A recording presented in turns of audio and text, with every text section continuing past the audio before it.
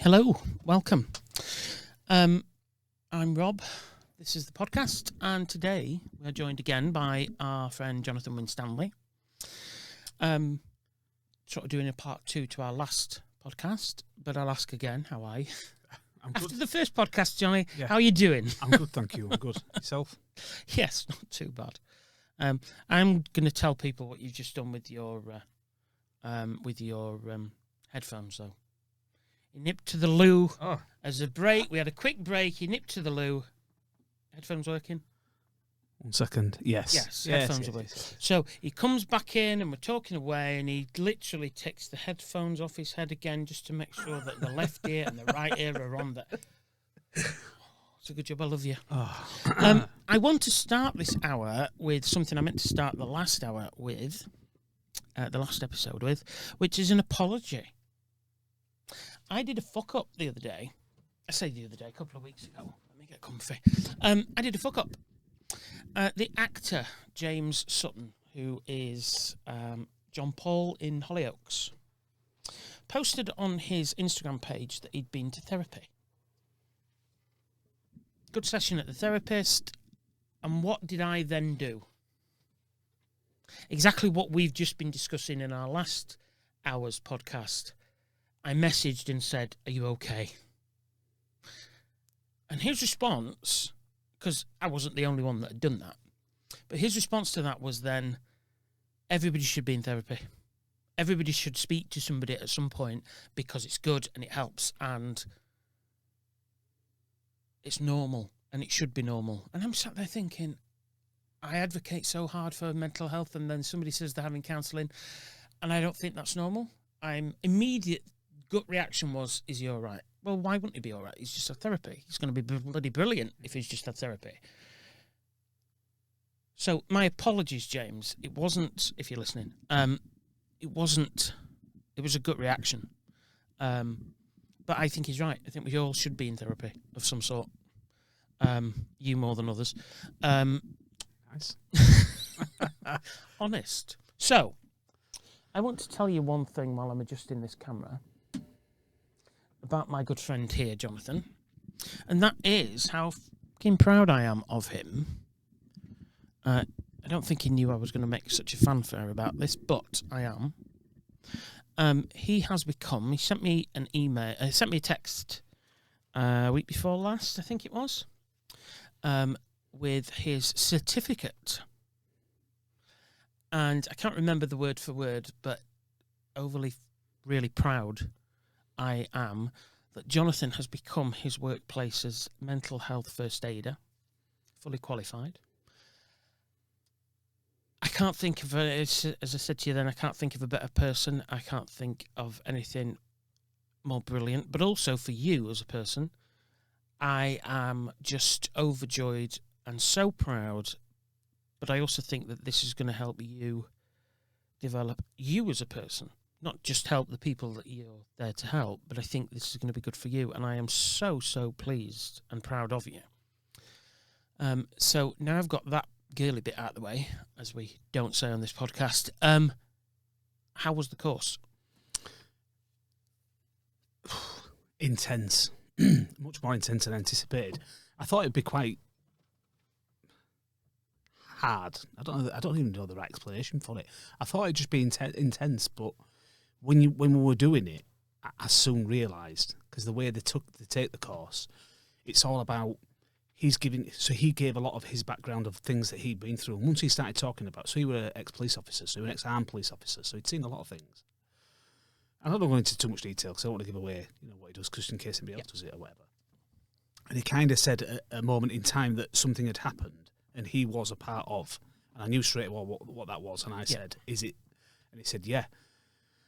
And it just pulled my stomach. I thought, we're in for a ride here. Yeah. Heavy going. Yeah, very heavy going. And I think, obviously, because I've gone in with that open-mindedness of, I know this is going to be difficult, but also 100% not, I'm confident I know I'm going to be all right with this. We're going to be all about learning. But I found the course really not only educational, but also therapeutic, because it was an opportunity to be, I I could give my own scenarios or things I've gone through. So I talked about my friend who'd taken his own life, and he left it open to the room. I could talk about it. If you're okay to talk about it, obviously, I said, I'm absolutely fine to talk about it. It's okay. And I want to talk about it. And if I get emotional, I get emotional. That's okay. You know, I wanted to make a point of that. I was okay with it. So we did a lot of, there's a lot to take in. It's over a 2-day course. And there's a lot of content. There's a bit of, there's role play that was in it as well, as where you had to be a mental health first aider. And I think it's more anxiety provoking, really, because in a real scenario, you don't overthink everyone's watching me. No. But it does give you that opportunity to talk. And although I do feel quite confident talking to people, and don't get me wrong, I'm not an overconfident person whatsoever at all, I felt quite intimidated by it. But still enjoyed it, you know, and still enjoyed getting into it and working through it. So I found it really interesting. I thought the people on the course were great. That helped a lot. Good. I want to make a point, actually. So one of the guys who was on the course, it was a lady and the rest were males. And you had to talk to each other as we first went in. So he said, you talk to each other, all of you, and then I want you to come back to me. So I thought it's like a memory test. It's going to say, what do you remember about this person? So I told him what I did for a living. I'm an engineer, and et cetera, et cetera. And he told me about what he did. He was a manager of a kitchen company, but he was on the shop floor. Yep. Operations manager. Been there 29 years, I think it was. That's how good my memory is. And so as he's feeding back, he said, this is Jonathan, he's really intelligent, he's Jonathan, he's an engineer, he does this, he does all that, and I'm getting lower and lower and lower in my chair. We're awful. Do you want to feed back? And I said, yes. He's got twins, he's got this, he's got that. He's operations manager, he's been there for 29 years. I said, can I just say something though, please? I said, please, can you not say, this is Jonathan, he's really intelligent, because as far as I'm concerned, everything that you do is fantastic. I says, you're a father of 2 children. Massive achievement. You know, it's amazing. Operations manager for 29 years. It's not bought these days. You cannot get that. And I could see his shoulders getting a bit... And I had to stop myself from trying to get in some therapy at a first aid course, so to speak. But I just felt, please don't... think better of yourself. Yeah, please don't. Irrespective of what anyone does. But the whole course as a whole, really enjoyed it. I threw myself into it as much as I possibly could. So much so, I think, as you know, I came home, you just talked all night. We had a FaceTime. I needed to talk after I'd been on it. Yeah. Jonathan still FaceTimes, whereas the rest of us sort of WhatsApp video. And he didn't quite, because he rang me and there was no video, and I rang him back using WhatsApp. I didn't know he could do this on WhatsApp. I went, yeah. FaceTime's like 1983, wasn't he? Sorry. But we did, and we had a really good conversation. Yeah.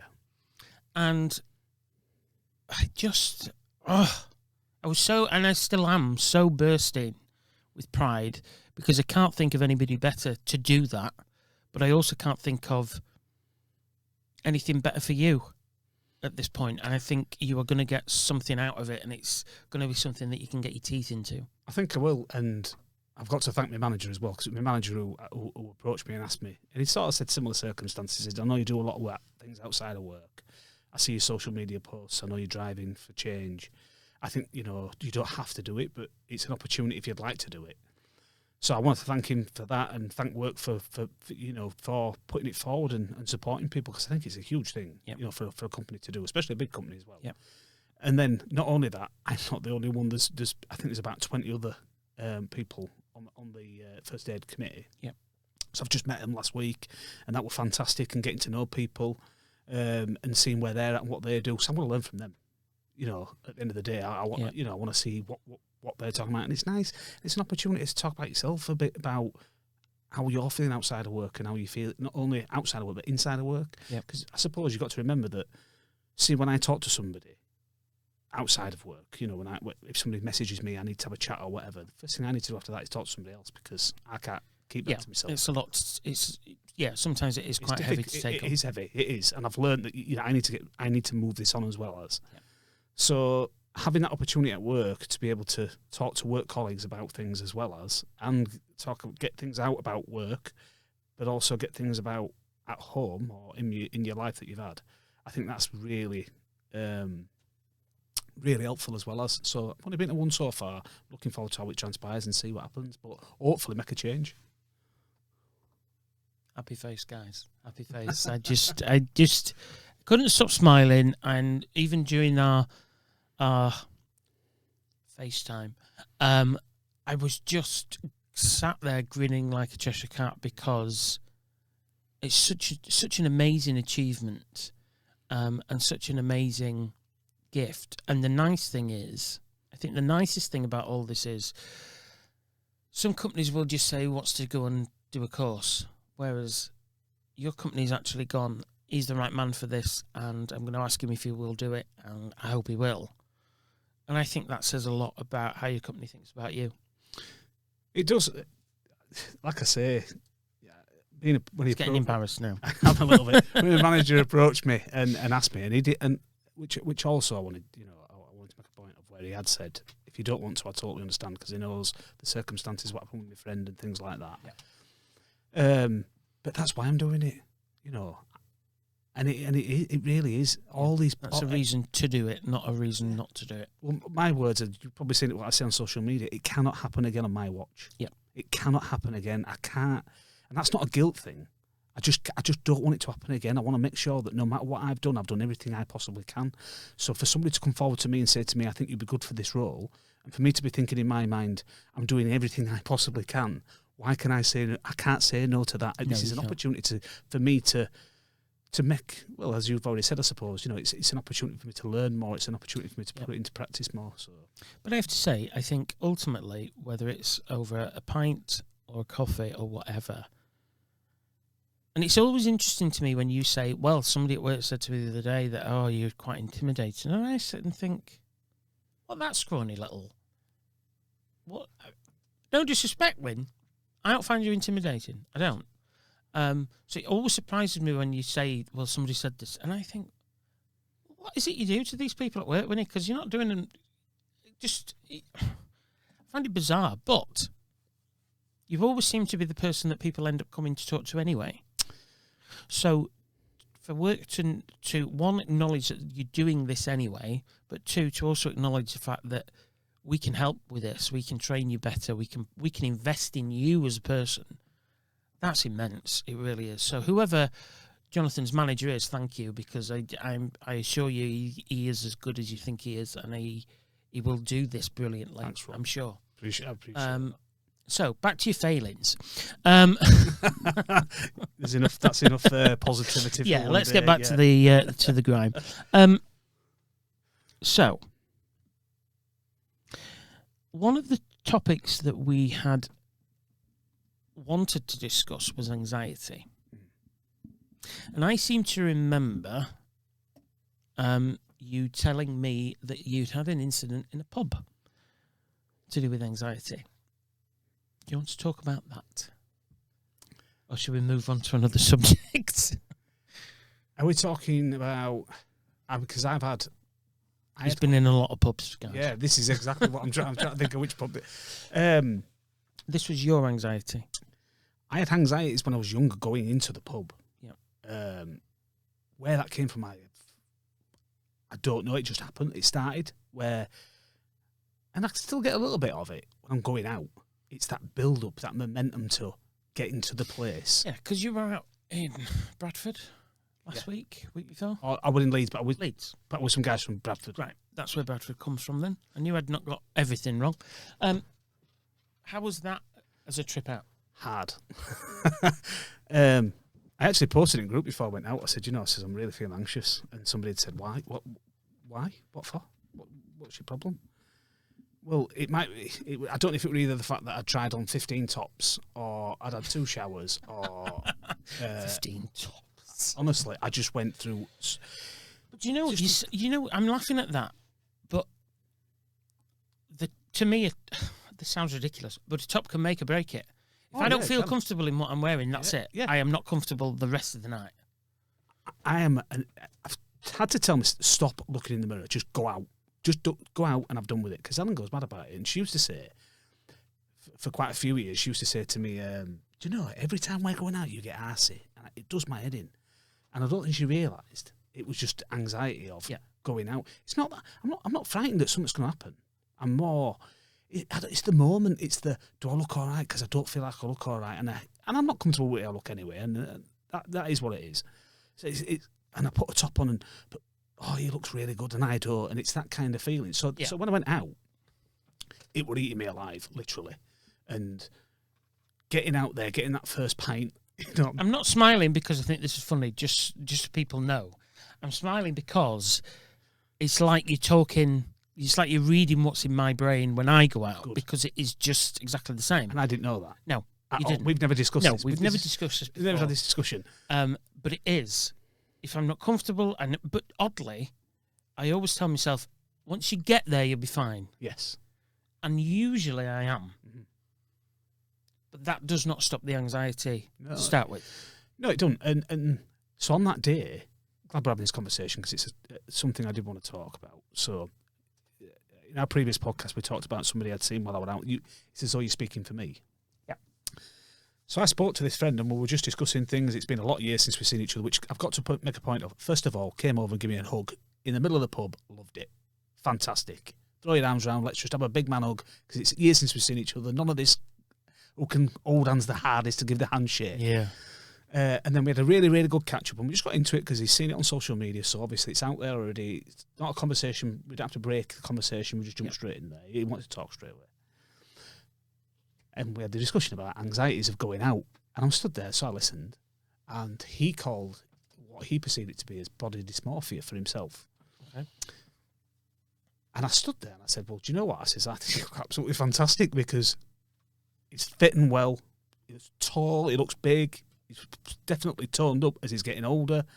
I said, I think you look fantastic. You have no idea how hard it was for me to get out of the house. And he says, and actually, the top that I'm wearing right now, I went and bought this morning because I went through my whole wardrobe trying to fit my clothes, and I couldn't stop laughing. Because you understand, because I've got it, which is why I'm smiling, because exactly. It is exactly the same thing. Yeah, it's beyond. But when you hear something, I'm loving the fact that you said this because now it's giving me shivers. Yeah. Because when he'd said it, I loved it that moment because I thought, oh, it's not just me then. No, this is fantastic. I don't feel like a pariah. No, you know, and obviously yourself. So there must be something in there. There is. Completely. It's got to be out there. Completely. I've put so tonight. After we've done our recordings, I'm going to partake in some gorgeous food with the lovely Helen, Jonathan's wife. I don't care if he's there, to be fair or not. Neither does she. And I'm joking. And I have picked out a top. But while we've been talking in the last hour and now into this, I'm already going, well, actually, do you think this would be a bit better? But the problem is, I look at my husband and think, you got it. You walked in and I went, you look well, like the top.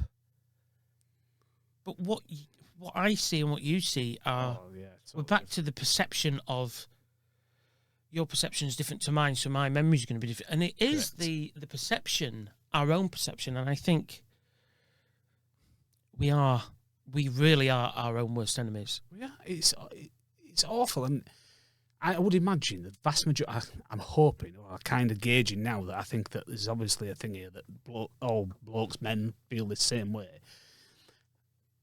But I'd be intrigued to understand what women think of that, because you'd always think that it's the ladies that think that way. Because Ellen always says to me, nobody regardless what Ellen wears, she looks beautiful. Yep. It's as simple as that. She's a beautiful woman.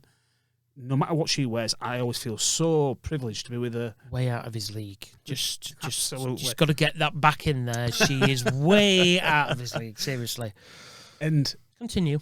So, you know, and I know that she'll, I can't wear this because it doesn't go with this. I don't, you know, this, and this. And 9 times out of 10, I imagine that a lot of women don't believe that men have this same kind of mindset where they struggle with that. But obviously, and I'm not trying to make it's worse for us than it is for you, but it's a bit difficult for us because we can't then go out. No bloke I know of has ever come to me and gone, well, you look really nice tonight and I like your jeans. And turn around, let me have a look. That looks fantastic. It's usually, they look shit. I wouldn't have worn that shirt because it don't fit you. And in your head, you're already thinking, I thought these were shit.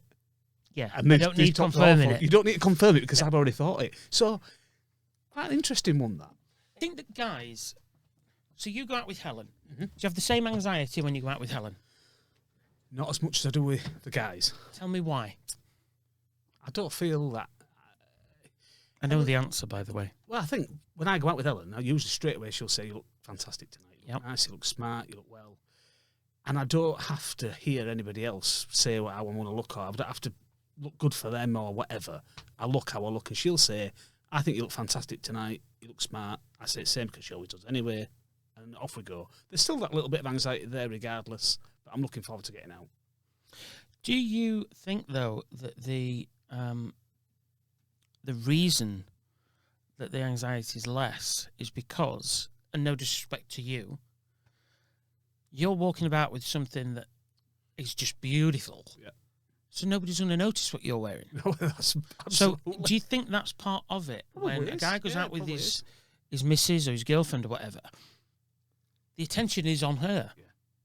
People do look and do judge what women wear. Yeah. It's either too short or too long, or oh, look at this. Look. Overcritical. There is. And I'm not saying it's conscious, because to be fair, I only thought about this as we've been discussing it. But I think unconsciously, I think that we do sort of sit and think, they're not going to look at me, they're going to be looking at her, look at her. They're not going to be fussed to, you know? And I think it does. I think that would. If I could go into a pub and be assured that nobody would look at me, or wouldn't look at me as closely as they would normally, I would be happy. It's slightly different for me and AD because we're both men, so it is different. And people's opinion of women is different. It is. They look at women differently to men. And obviously men and women are different, and digging a hole here. But I think that the anxiety is less because you're with somebody. She looks good and she feels confident, so you feel a bit more confident. But also she takes the attention. Yeah. Whereas you go out on your own, you're on your own. Mm-hmm. Now, if you were going...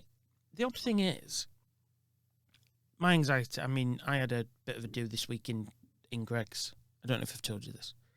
Ended up sat on the floor in a Greggs, proper panic attack, just really weird. Of all places, and I'm sat there thinking, of all places to die, I'm going to die in a Greggs. It really wasn't. It wasn't pretty. But when my anxiety, even when my anxiety is not bad, Which we'll talk about later, by the way. We will. We'll pick that one up later on. yeah, Sorry, good luck go with on. that. She couldn't pick me up, and she was trying. She kept trying to get me off this floor. But even when my anxiety is not bad, I always make sure that somebody meets me. Somebody will either come here for me, Yeah. or I will meet them outside the pub. I will not walk into a pub on my own. I can That understand. does not happen. I can understand that. I used to find that one difficult when I was younger, truth be told. And oddly, you know, Rob, I used to weigh 18 stone, 17, 18 stone. I felt more confident then than I do now. I'd lost the weight, and as Ellen usually tells me, you're like a fine wine, you've got better with a lot better with age. Why is the confidence there? I don't know if it's maybe that might be an age thing, maybe. I don't know. But it's so bizarre that I am so much more conscious now that. Do you think it could be the weight? Could it be the fact that at 18 stone you are less likely to be tangled with, and if somebody says something you can quite easily mash them? Quite possibly. Whereas now, no disrespect, I'm sure you could do some damage, but you don't look like you could do some damage. Quite possible. I didn't think You of know? it like that. No, it's good. So fair point. perhaps it's how... I think the bigger you are, does give you the confidence that who's going to say out to me? Yeah. You know, who's going to say out to me? Because look at me, you know. So how did your anxiety manifest itself On that day, on that day? just started from. I was fine in the morning, and then I had my dinner, get myself prepped to go. As soon as I come out of the shower and I'm listening to music, 'cause I always do, got to have some music on in the background when I'm getting ready, all ready for it, and then bang, as soon as I started putting my clothes on, I just felt this isn't going to work. I knew it wouldn't look right, and then it went through t-shirt after shirt after t-shirt after shirt. It's warm, I'm sweating. Now when I go out, I can't wear something that's light because I'll look like I've got sweat patches. That's a problem. So that's ruled all them clothes out. Oh, I'm just going to have to stay in. I can't go out. Never leave the house again. Yeah, just complete overthinking of everything from what was going to be a fantastic day to an absolute nightmare. But it explodes very quickly, doesn't it? Oh, it went from 0 to 100 Yeah. in. It's like a firework going off. Oh yeah, really what? And you know, I did actually end up saying to myself, out aloud, I really did, a bit embarrassed, but I said to myself, slow down, stop it. You're being pathetic. You're going out to meet your friends, and you're going to have a great afternoon. The clothes you're going to put on are the clothes you're going to put on. Put on what you originally had on, was going to put on, and walk out the door and own it, and you'll be fine. And it did. It didn't wait. It waned a lot. It didn't all wane. I feel a bit anxious talking about it, to be honest. My chest's a bit tight. But by the time I got there and saw lads, you know, straight away, because this is a group of lads from Bradford, the hugs are going round, big handshakes, all talking. It just went straight away. Oh, you look great. Looking well. How you doing? How's work? Everything all right? And Ellen's good, face good. And yeah, but how about yourself, you know? And this all feels Nobody amazing. noticed what you were wearing. Not a clue. And, you know, all that overthinking for that. Do you think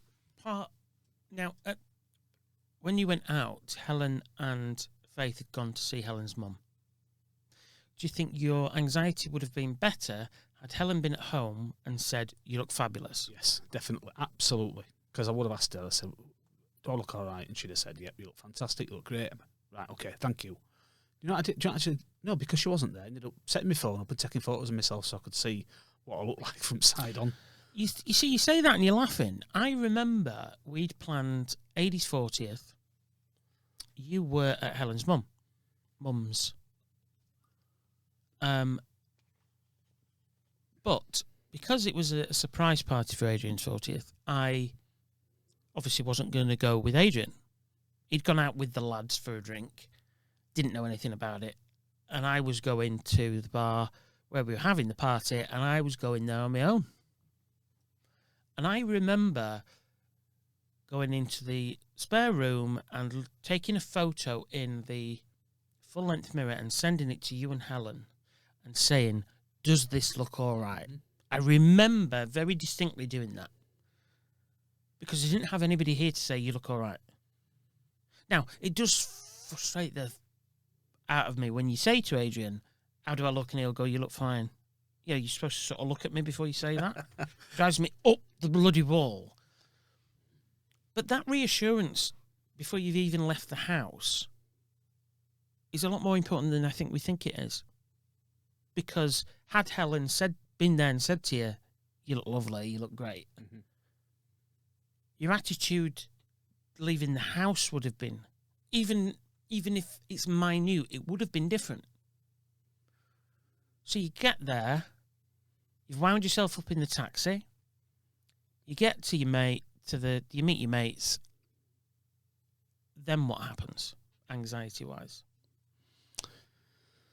So at that point, it's about 50, I'd say 50% anxiety by then, you know, so it's waned. Walks in to the pub. Met him at the train station because I'm coming through from Bradford. Leeds game were on. There were a march going on outside. Literally everything. Just what you need. Everything together. Yeah, let's put you in the middle of the popcorn in the pan and let's just see what happens. Yep. Just what you need. Fortunately, I was one of my friends as I've walked in. And the bar was just stowed off. And in my mind, I'm going, I'm never going to get served. Someone else would. What does stowed off mean? I've never heard that phrase in my life. I've only used it because Ellen uses it, so I just picked up on one of her words. So it was just absolutely rammed. It was packed out. And then there's this new thing of you're never going to get served, and they're going to pick the women first, and you're going to stand there, and you're going to look stupid, and blah blah blah. And we're into a new anxiety that didn't even exist.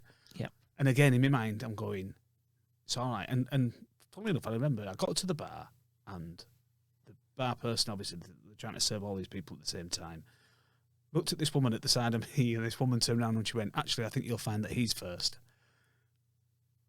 Which doesn't happen very often, you know what I mean? And it was fantastic. I turned around and went, "You know, thank you so much for that." If I buy you a drink? If I could have turned around and said to her, "Thanks for resolving me anxiety." Yeah. Be ridiculous as that sounds, and again, without trying to sound sexist, if you are a male and a female stood at the bar, the female is always getting served before you are. Yeah. It's a given. It is. It's the way that... But then you do get guys who have just come to the bar.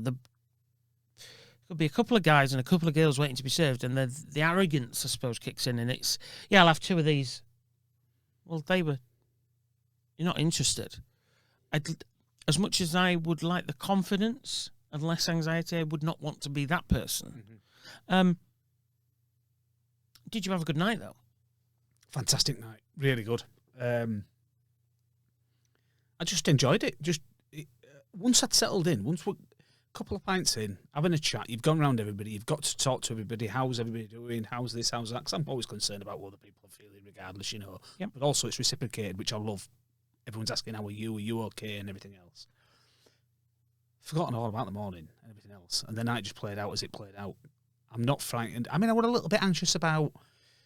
I must admit that Leeds Town is not, or any town, I suppose, is not what it was when I was younger. No. I felt a little bit out of my depth, if I'm being truthful, because I like to drink on an afternoon. Me and Ellen always used to go out on an afternoon before we had Faith. It's very rare now.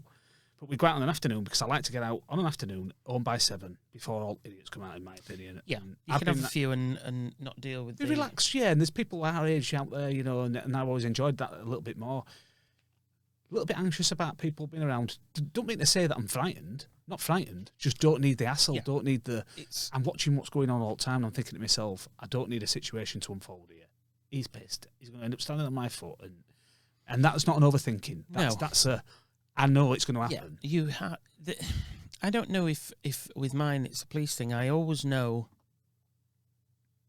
And he drives my husband up the wall. I'll say, come and stand on this side of me. Walk on this side of me. I know where the door is. I know where all the doors are. I know... And it's really weird, but that helps. It helps me not go from 90 to 100 to 160 and needing an ambulance or something, because I know where things are. I also identify pretty quickly who the pissed arsehole's going to likely to be. Yeah. He's had too much. Yeah. Let's take a step back. And the odd thing, the one thing I will say, and I don't know if this is anxiety or how I'm built, I don't know, but my ability to sober up if there's trouble amazes me, because it's like I've not had a drink. I just very quickly, somebody's fallen, somebody's been hurt, whatever, it just very quickly become very normal and with it. There was something a counsellor told me years ago, and you were laughing when you said, I spoke out to myself and said, you're fine. And I wonder if this might help with your anxiety, because I tell you something, it sounds ridiculous.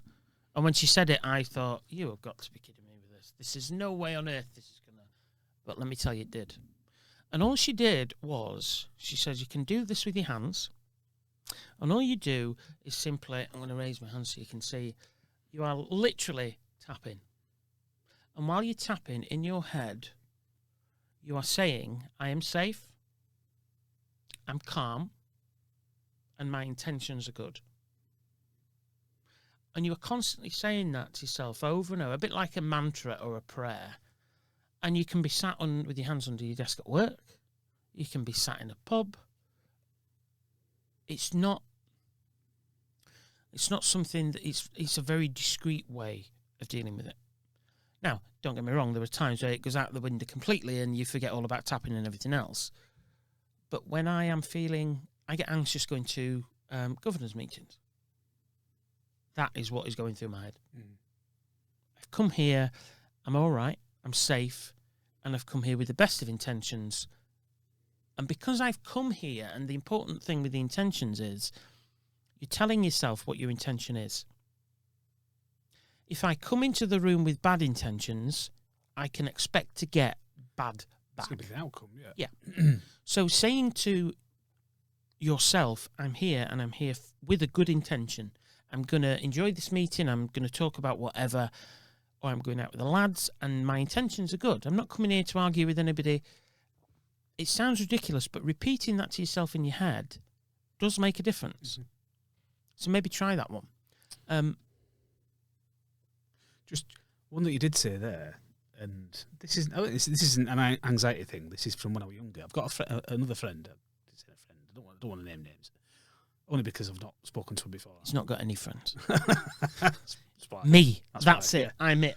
Yeah, this is where I live. He's exactly the same as me. If he was here listening to that conversation that we've just had, he would say the exact same thing, because pair of us are as bad as each other. We've gone out with his wives and said straight away, I know what exit is. I know he's pissed over there. I know what's going on with that. Yep. And I know every four wall in here, I know where the toilet is, and I'll always go to the far end toilet so I can make sure I can see who's coming through the door. Yep. I'll tell you what that's from. That's from drinking when I was younger and being in pubs which are pretty tasty. Yeah. And it's just a part and parcel of life. That's By not an anxiety taste, do thing. we mean rough? Yeah. So for me, that's just a normal, natural thing when I'm doing that. As I said, the other part, the more anxious part for me is the getting out. And it's not like an overbearing anxiety, but listening to you say what you said about tops, listening to what my friends said about having tops on, this is clearly not just me. It really is not just you. So I think that's quite a good subject that we spoke about there, because It is, completely. hopefully there's going to be a lot of people that are going to be, oh yeah. Do you know the odd thing is? I think as a society, men have. I wear moisturiser. I put moisturiser on 2 or 3 times a day because I want to look after myself. I have friends that use lip balm and things for the face, and as men, can you imagine when you were in the 80s wearing moisturiser? Yeah, It's unheard so of. we have evolved in taking care of ourselves. So I think because of that, what has also evolved with that is, how do I look? Mm-hmm. Do I look all right? Mm-hmm. One is really positive. We should evolve. We should take better care of ourselves. But obviously, come with the positive, there is always some negative. I think the key thing, though, is that we've got to remember that it's not, like you say, it's not just us. It is everybody else. And the first shirt you put on is probably the right choice. Yeah. I've done that myself and gone around 40 different tops and 40 different bottoms, and then you think, didn't you start off with that? Which is usually the way. There's a reason you picked that top to start with. You know what I mean?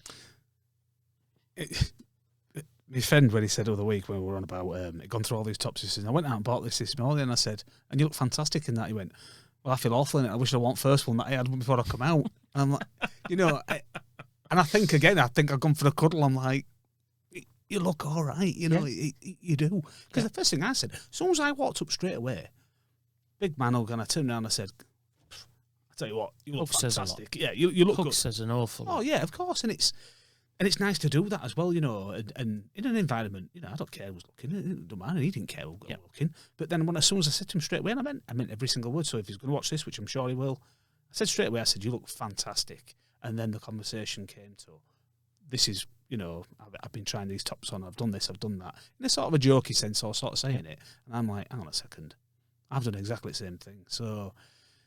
Yeah, I think it's going to be something. Hopefully, it's going to be something that pins a bit of interest. It does. And do you think you have a good view of your own body? Do you mean how do I view it? Yeah. Or, do you think? Because I mean, I'm sat here and I'm looking and toned, trimmed, not overweight. Say nothing. You look good. You came in and I said, love the top, you look good. Yeah. Too good is, I think, what I actually said, followed by some expletives. But how do you view yourself? Not like you do. I'm quite open with that, and I always do say, I'm not comfortable with my own body. I'm Okay. not. But I am comfortable with my personality. Now, I'm not saying, you know... See, we nice like person, the body, but we a great don't like the personality. Yeah. That's the thing. So, but I don't know about. I've always been like that. I've accepted that. That's the way it is. Don't get me wrong. It's when you say it makes me feel uncomfortable, but it's nice to hear. There's a difference. It's not okay. I don't poo-poo it in my mind. I'm like, oh, thanks, Rob. Yeah, appreciate that. You know, Ellen says it all the time. She's like, you know, you fit. And I'm like, I don't think I am quite there. You know, she's like, but you are, seriously.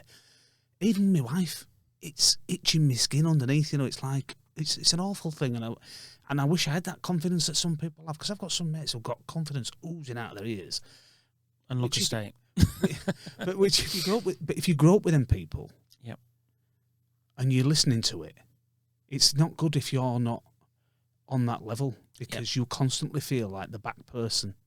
You're like the bad singer in a band at times. You know, you kind of or the one that can't dance properly. Yeah, you become that. Gary Barlow and take that. Would you? Do you know what you're going to say? Same. You become that person. You're the one guy that stands there with the microphone while everybody else is. Yeah, I don't want to be here at all. Sorry, Gary. Maybe it's something that creates it. But then, what I get out of helping people, I can't explain to you, and I think you know that anyway. Yeah. The feeling I get from helping others, it's untouchable. So for every single thing that I ever think about myself, for them bits of anxiety that I have when I go out, for the feelings I have about looking in a mirror, nothing can change the way I feel when I help others. So that's what I get from. That's the anchor that sort of centres you. 100%, and I love that, and I love that about myself. That I know I'm a kind person, and I like to be kind. So that outweighs the bad for me. Yeah, and you are. I will say that he is a very kind, very honest, very loving, very caring person. Thank you. But do you think a lot of men suffer with not just the? I mean, I think there are two different things. They're connected, but I think there are two different things. We have anxiety, and then we have how we view ourselves, our bodies. Yeah. Do you think a lot of guys suffer with how they view their bodies? This body dysmorphia? After talking to you and my friend the other week and hearing the clothes thing especially, I think that has a tie to a body, by the way, obviously. Oh, completely. I would probably say, well, in a factor of 3 people that I've spoken to about it and nobody else, and the other 2 people have said, I feel the same, then yes, I do. But I think we're so sold on being looking successful and looking confident as men that you'll never know if somebody feels that way because they're going to sell. To me, there's arrogance and there's confidence. There's arrogance, confidence, and there's overconfidence. You know, there's other ways. I could probably tell you now that a lot of people I know are probably not confident at all. It's a sell. Yeah, it's the face that they put on. Yeah, I know the arrogant ones are for a fact. Yeah, because no matter what you say, it's not narcissistic, but it's probably borderline. But I think there probably is. And if I take anything away from these podcasts, which I take a lot away from, I'll be totally honest, is just having that conversation again with yourself and you telling me that, and having a conversation with my friend the other week. I already feel better about that, about myself, because I'm thinking this is just not. And so you should, because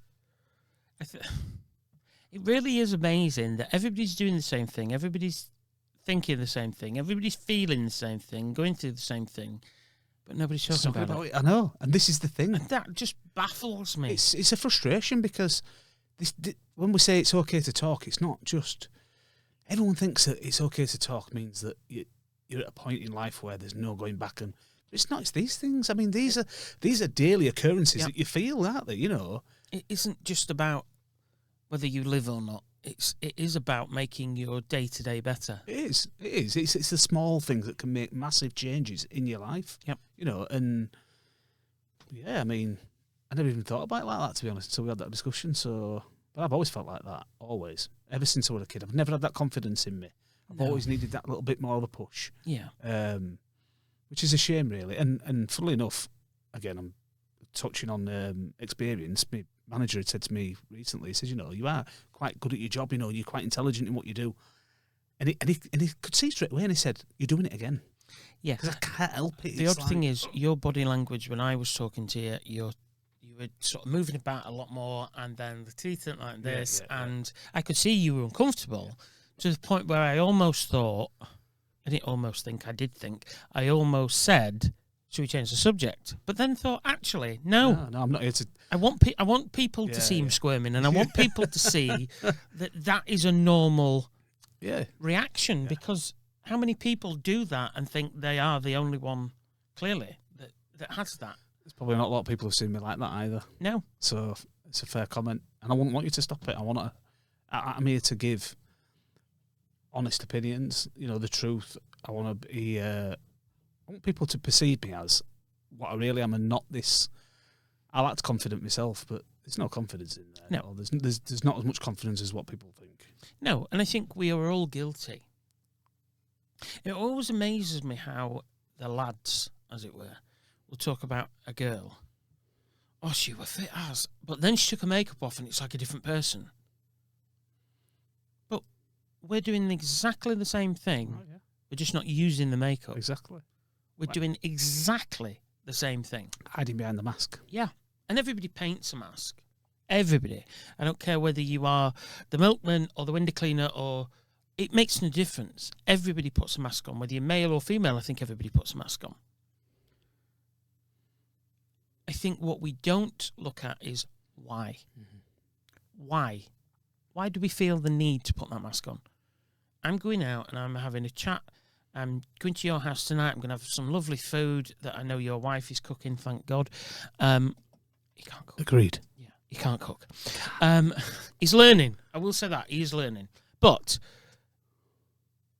why should I feel anxious? Why do I need to put a face on to do that? You have no reason to whatsoever. I don't. You're in good company. But sometimes telling yourself that doesn't work. Yeah. And sometimes telling yourself that is actually more of a detriment in an odd way. Because you've had to... it's a bit weird. You've had to tell yourself that, so there must be a problem. So then you're now thinking about the problem that you've acknowledged. And if you've not acknowledged the way... If that makes sense. Yeah. In your head, you just sort of send yourself round the loop. You do, but I've found that if you can get back to the original reason why you're feeling the way you're feeling, yep, and deal with... That's why I said the other week when I said, stop, what are you doing? Stop being ridiculous. That's the top you was going to wear. That's the top you're wearing. Yep. Period. And that's what I did. And irrespective of how I felt, because I did feel crap as I went out, it soon got forgotten about. In fact, if I'm being truthful, mind you, I'd had a few drinks, so it might be the case of that. But I cannot. Why? I can't remember Wind that I felt. Wind it back. You'd had a few drinks, Winnie. Never. I can't remember that I'd felt. Once I went out in the moment, enjoying it, never surfaced again. So there was no need for that overthinking in the first place. Do you get anxiety about other things? I do. I think. Do you get anxious? Sorry. No, go on. Do you get anxious when I say we can record for the podcast? Yeah. Okay. A little. No, not overly, because it's in it. I'm looking forward to it. I think I'm anxious about the reception. Yeah, it's not the recording. It's not the now. It's not this bit that's worrying you. It's what follows. When I'm talking to you, and we said this when we were off air, that I've just had a conversation with you. This is what we do. You know, I'm sat in talking to one of my friends, and we're having a really good discussion, a good debate about mental health, and that's how we talk. Yep. So it's not out of the norm. There's not an audience here that I've got to be nervous about. No, there's not. There isn't. And I will say, just to attest to that, this is usually how we end up talking. Yeah. We do discuss things, and we have a laugh. Yeah. And there's probably sometimes a bit more swearing, but this is how our relationship is. We have a very good relationship, and we have very good, sometimes deep and meaningful conversations, and sometimes we're talking utter crap. But it's interesting to know that anxiety exists. The reception of it, definitely. How is it going to be perceived? What are people going to think? What are they going to say? You know, you're stepping forward, you're saying things. I'm an open wound. I'm here for the take, you know, what I'm saying. So I've just talked about anxiety and all things. People are going to hear that now. There's no going back on it. It's as simple as that. Yeah. Of course, I'm anxious about the anxiety conversation that we've just had, ironically. So it's more so that. So when that comes back as a positive feedback and things like that, it's great because I don't have to deal with that anxiety. It's dealt with by the people giving the positive feedback about what you've said, which in effect calms the anxiety that you have. So that's the therapy I was talking about earlier. And the reason I asked that is I don't have anxiety about this. I don't have anxiety about recording it. Now we've got the sound and we've got the microphones that work, and I'm happy, jobs are good, and I think things could always be better, but I don't have anxiety about that. But I do have anxiety about what we then share. Yeah. Because you are making yourself vulnerable. Absolutely. Whether it's you, whether it's me, whether it's us, you are discussing something and people will... I've been on a course. I'm not going to go into what the course is for, but I've been on a course, and part of that course was about unconscious bias. Mm. And we all have unconscious bias. Somebody walks in a room, within a split second, you have made Mind up. your mind up on Yeah. where that person is in the food chain, poverty, wealth, whatever. And that is what bothers me. That's where my anxiety comes in about the podcast, because people will look at it and go, and they will have that. But do you know what sort of calms me down in terms of the podcast anxiety is, or rather the posting of the podcast anxiety, because this I don't find anxious, is if I can help one person, job done. Mm-hmm. If I can change one person's mind for something better, or if I can make somebody think differently, just to consider the other side of the aisle or the other side of the topic or whatever, then I'm happy. And I think, don't get me wrong, there was a time in my life where quite happily I would just go, fiddlers, what people think. I didn't quite like myself when I was like that. I didn't care. I didn't care about people as I care about people now. And I think the thing is, on the whole, do I care what people think about me? No. I don't. I think you could spend your life thinking, what will they think if I say this? What will it? And you're never going to please everybody. But there is a small group, you're one of them, only just, but you're one of them, of people whose opinion I do value. And if they said to me, for example, what on earth did you do that for? What were you thinking? That would have an effect on me. It would make me stop and think. It also means so much more when somebody says, I'm proud of you, and I think you're doing really well, or you look good, or you've lost weight. It does matter. But on the whole, the people in the street, no, that doesn't bother me. On the proviso that I can help one person. I think if I'm not helping anybody and everybody's just here to take the piss, then that's a different. Then the anxiety levels is right up there. But if I'm helping somebody, then I'm quite happy with that. Do you know, on an unconscious bias conversation, but this is not so much unconscious bias, because this is something that actually I'd already seen. If you didn't have to make your mind up on it; it was there. I went on a stag do where I met all these guys from Bradford. And I apologise for having this conversation to that person, but I'm going to have this conversation regardless because I think it's important about what you've just said. So this person came across quite loud, intimidating. Loud, intimidating, and let's just say there were certain things that had transpired as we were on the flight out there, and we got there, and the more the drink came through, the more loud this person became, etc., etc. To a point where I'd said, I ain't having this. I'm going to sort this out. Because in my head, I can't have this. Because it's going to spoil the whole weekend and it needs dealing with. Yep. So after a bit of a... Grown up in the room. Yeah, basically, yeah. And bearing in mind, I only knew one person on the stag do at that time. Yeah. So I didn't know anybody at all. So, had a heated conversation with this person. Both ways was heated. It's not helping anybody, sort of thing. And do you know what I did? I spent, I think it was about 3 hours. This is not a word of a lie. 3 hours. Have you ever seen Rain in Benidorm? You know what I'm talking about. And it was bouncing off the floor. And I would not leave his side for them 3 hours until we had discussed everything that he felt that was making him feel that he was appropriate, the way that he was coming across to others. And I wasn't intimidated. I can be intimidated when I want to be. But I'm going to stand here and I'm going to listen to what you've got to say, and we're going to get through this because I want to know what's the point here. You know, what is the factor? So when we turn back up again and everybody's like, don't know your name, haven't got your number, and where have you been and where's he been? And I didn't say a word. That person has changed so much since that point. I'm not taking credit for that because I think that person has to change. Yeah. You know what I mean? My first perception of him was dickhead. Straight away. Not having it. I'm in. Yeah, it ain't happening. Now, I love him to pieces. He's one of the kindest guys I know. He's loving, he's caring. If someone's faithful born, he came straight over with his partner and they brought some toys and spent some time with us. go out drinking with him all the time. Absolute changed person. And all because he made an effort to talk about how he felt, and he's made an effort after that, to change his self. And I remember he said to me, he said, at that time, he said, I can't believe you just spent all this time talking, you don't even know me. And I didn't. But I wanted to make that effort to make a difference. So I know it's not unconscious bias, but I didn't look at him and make a decision there and then and say, he's a dick. Done. Don't want to talk to him. No, I want to know why he is.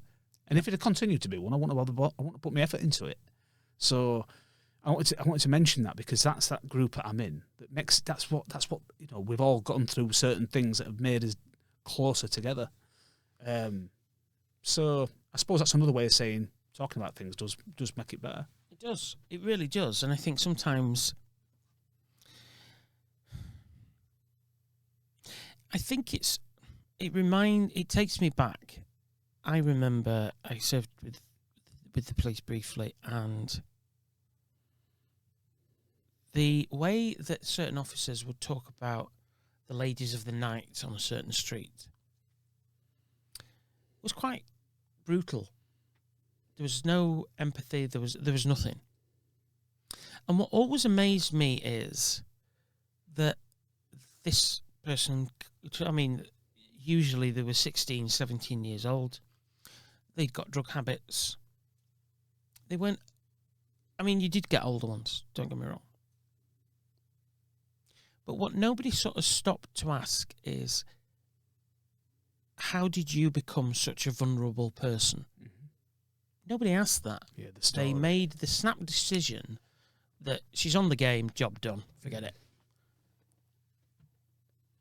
She's usually on the game because she's an addict or somebody's making her do what she's doing. Or both. She's a vulnerable person. Regardless of anything else, she's a vulnerable person who, as police officers, they need you more than anybody else does. But the snap decision is made. Now, in your case, you've made a decision that this guy's a dickhead.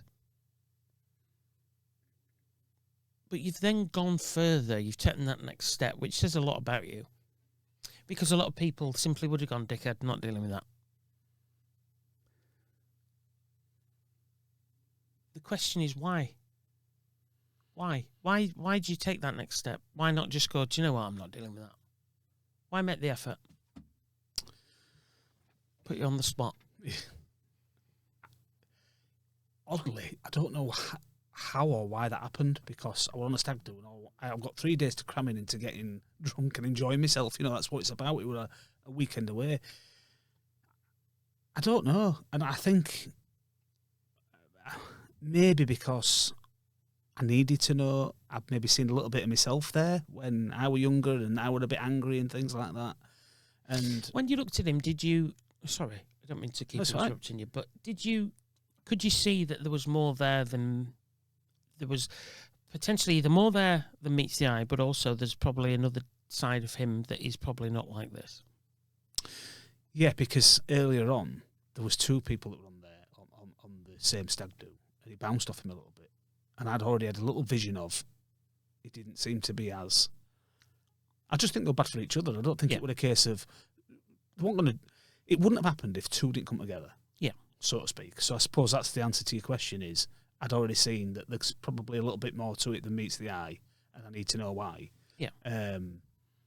But it was absolutely worth that time. And trust me, Rob, that was a really, really difficult conversation to have. Not what he was telling me, but because of his demeanour. Yep. Aggressive, angry. You got people walking past, it's pissing down with rain, you know, and he's going to punch my face off. Yeah. But I'm already at that point now, I've got my hands down by my side, because I think, you're not. So let's be honest. So, yeah. Was some of it drink? Oh, God, yeah. Really what? Really, I think a lot of it was drink, if I'm being truthful. Some people can take drink, some people can't. So I think drink is definitely a factor in there. But, again, I'm going to stand by what I said earlier. It's that asking that question once and then asking again. As you say, I could have made that decision. That's the question. The first question is the decision. Yeah. Are you fussed? Can I be asked with it? Yeah. The second question was, go back again and ask again, but this time ask it with your mouth. Go actually say it to him. So I think the thing is, nobody would have blamed you had you made the other decision. Nobody would have blamed you had you said, do you know what, I'm here for a piss up and a good time. I'm not dealing with this. But it does say a lot about you that you are willing to say, do you know what, let's put a pause in that. Let's just... would you agree with the sentence?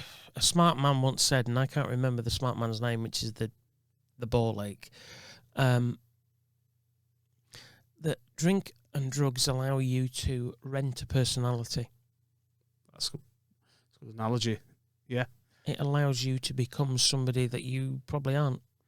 It does, but it also, for some people, I suppose it gives them an excuse to be the way they are, which is even worse, if I'm honest, because that's a conscious decision to be that way. Yeah, I have a friend that does that. Yeah, well, it is though, isn't it? It is a conscious decision that I can be this way. You know exactly what you're doing.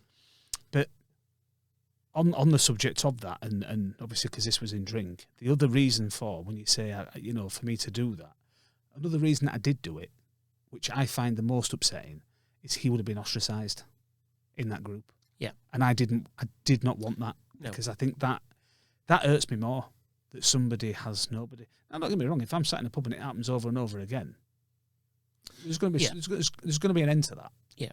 Period. There's going to be. Yeah, there is. It's going to annoy me. But I didn't want to ostracise that person without at least making an effort to find out why. If I'd have made the effort and started throwing punches, it's game over. Yeah.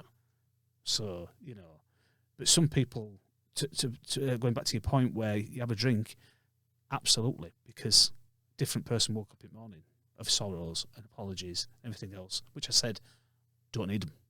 We talked last night. Yeah. And I think, again, we're back to, you can go into a room angry. What do you expect to get? Oh, yeah. Had you gone to him angry, why would it have been any different? But I think the nicest thing about all of this that you've sort of touched on is that what started off as a pissed up dickhead on a stag do, because of a chat you had with him, because you made the effort, because you took the time, is now a really good friend. Oh yeah, really good friend. And it's great to see him being a really good person, great person. That's the key factor for me. It's not the friendship's great. I love that, but it isn't about that for me. It's about for him, because he now feels good about him. He's happy, and that to me is that makes me feel emotional. Because that's the key factor.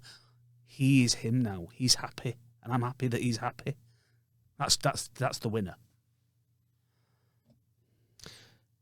Good point to leave. Our hour is up. Thank you. All right. Thank you. Thank you again, Jonathan Winstanley. Remember, get in touch. Don't forget to like and share and subscribe the video to the channel. Subscriptions help the channel. Email us, hail@hailtalkradio.com. Until next time, take care, and if you can be anything, be kind. Thanks for listening. Remember, you can get in touch with us. You can email us, hail@hailtalkradio.com. You can follow us on X at The Rob Weston Show, on Facebook at Rob Weston Show, and on Instagram at Rob Weston Show. Visit our website, www.hailtalkradio.com. Also remember to like and share this video if you've enjoyed it, and subscribe to the channel. Doesn't hurt, doesn't cost you anything, and it really does help us grow and reach more people.